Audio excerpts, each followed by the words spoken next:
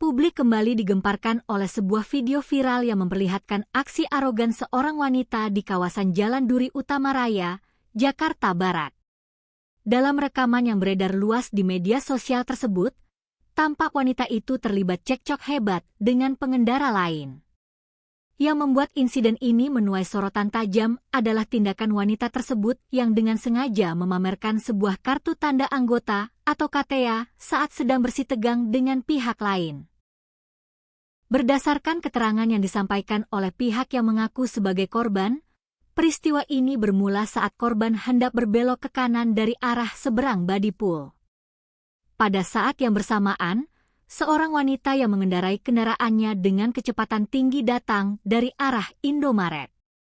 Meskipun tidak terjadi benturan fisik berupa tabrakan maupun senggolan antar kendaraan, wanita tersebut tiba-tiba menghentikan laju kendaraan korban dan memulai adu argumen.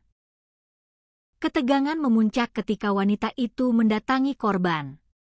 Dalam rekaman video, wanita tersebut diduga menunjukkan sebuah kartu tanda anggota kepolisian sambil mengeluarkan pernyataan-pernyataan yang bernada intimidatif kepada korban. Korban, yang merasa terancam, kemudian berupaya merekam kejadian tersebut sebagai dokumentasi atas tindakan arogan yang diterimanya. Namun, situasi justru semakin tidak terkendali. Menurut pengakuan korban, wanita tersebut diduga menepis atau bahkan memukul tangan korban, sehingga proses perekaman sempat terganggu. Tidak berhenti sampai di situ, korban juga mengaku bahwa wanita tersebut sempat meneriakkan kata "maling" dengan lantang. Teriakan ini sontak menarik perhatian warga di sekitar lokasi kejadian.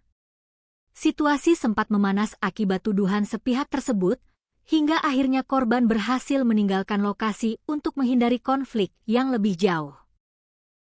Hingga saat ini, belum ada keterangan resmi yang dikeluarkan oleh pihak kepolisian terkait identitas wanita dalam video tersebut maupun mengenai keaslian kartu tanda anggota yang ia pamerkan. Penting untuk dicatat bahwa seluruh informasi yang beredar saat ini masih didasarkan pada rekaman video viral dan keterangan sepihak dari pihak yang mengaku sebagai korban.